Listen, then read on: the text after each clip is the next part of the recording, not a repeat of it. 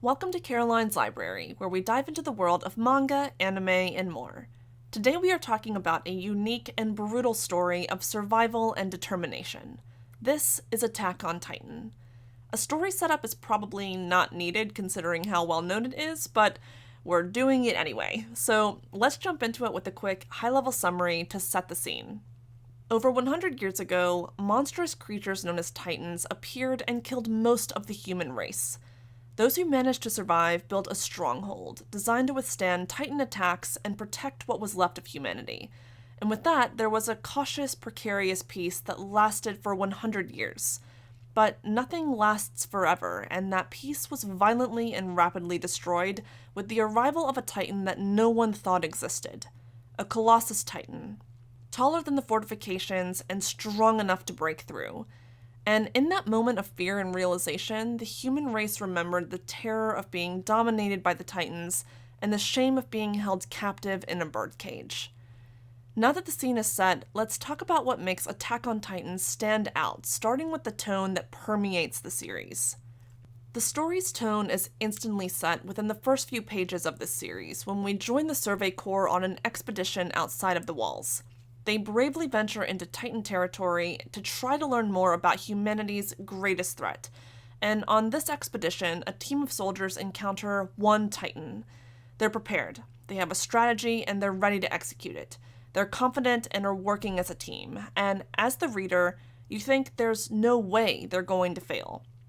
With that, fast forward a handful of pages when they're returning to the stronghold, where you quickly realize the full extent of the situation. One Titan is all it takes for a massacre. Of the 100 soldiers who left, 20 return alive, broken down and demoralized. And what's worse, they accomplished nothing. 80 soldiers just died for nothing. And with that, the bleak, brutal tone of this series is set, and it does not back down. In the midst of this dismay, we meet our handful of main characters, including Eren, Mikasa, and Armin. 3 kids who witness the destruction of the Colossus Titan and the ensuing chaos that follows. But instead of cowering in fear, they each eventually come to the conclusion that they'll do their part to help humanity strike back against these Titans, which means they'll do whatever it takes to join the Survey Corps, to be on the front line of humanity's struggle against their greatest threat. They will train to become soldiers. And as the story focuses its attention on the main characters, the mangaka does a wonderful job of showing the camaraderie and friendship that develops between the characters during their time in training. And those bonds that form in training help to add to the emotional intensity when we fast forward to the present day, where many of these fresh recruits are dying at the hands of the Titans. All of that training and preparation only to end with their deaths during their first real battle. It's not exactly motivating or inspirational for those who manage to survive. Most of these soldiers die meaningless deaths where no progress is made. There's no lessons learned. And those who survive can only watch in horror as their friends, comrades, and loved ones are dying all around them. These are not experienced veterans. They're fresh recruits right out of training. And with the low survival odds, very few actually gain any amount of real experience to become better soldiers. It's brutal, it's disheartening, it's hopeless, where you start to wonder, what is it going to take for humanity to actually make any headway against these seemingly superior enemies? But with that, there are a handful of veterans who refuse to back down, who continue to fight against all odds, who put their lives on the line to gain even the smallest amount of new information. And these are some of my favorite characters in this series, including Levi, Erwin, and Hanji. Honestly, I preferred the support characters over the main characters. Levi's personality, Erwin's strategic intelligence, and Hanji's quirky energy instantly made them stand out as some of the best in this series. And with their greater involvement in the story, this is where I really started to get into the series. It's around volume 6 when we meet additional key characters and the story expands to be more than just Titan invasions within their birdcage of a stronghold. The world building really starts to kick off as we're introduced to the politics, military strategy, and secrets that make up what's left of the human race. And there are some intriguing mysteries and secrets throughout this series. What exactly are these Titans, and what do they want? What is the government hiding from the civilians? How exactly did the surviving humans manage to build this stronghold over 100 years ago? There are plenty of questions that keep your attention as the story progresses. And with these mysteries and secrets, we get some unexpected, huge plot twists. Obviously, I can't go into details because of spoilers, but I promise you that the story will surprise you at least a couple of times.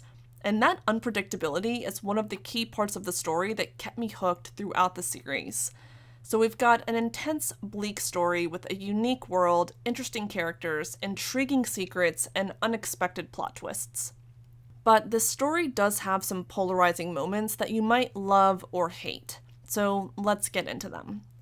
First, the tone of this story won't be for everyone. Any lighthearted moments are few and very far between. Simply put, this is not a feel-good story. I've already covered this pretty heavily, so I'll just leave it at that. Second, the story's scope starts to noticeably shift around Volume 10. We learn more about the Colossus Titan, Armored Titan, and others that are more capable and intelligent. Some mysteries are revealed, and a new way of fighting back against them is really put to use. And at least for me, as we learn more and as this new tactic is applied, the story sort of lost me. I felt a bit disappointed, like, oh, that's what's happening? Seriously? But hey, you may enjoy it.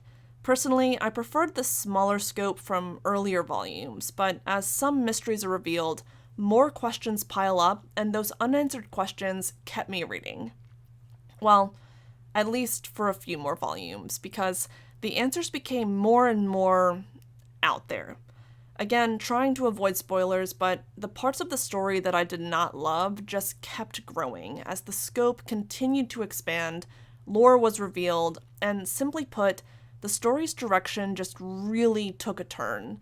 Personally, I really wish the story had not included more fantastical elements and had just stuck to what was working in the first few volumes, where it was a clear-cut survival story of humans versus titans. But hey, again, you may love the story's evolution. Okay, so let's wrap this up. All things considered, Attack on Titan is a hugely influential, unique, and gripping story that keeps you guessing. And the anime adaptation is phenomenal, especially the soundtrack. To be honest, I think I actually preferred the anime over the manga, but either way, I highly recommend at least trying this series to see if it's for you. Thanks for popping on to watch this review, and until next time, happy reading.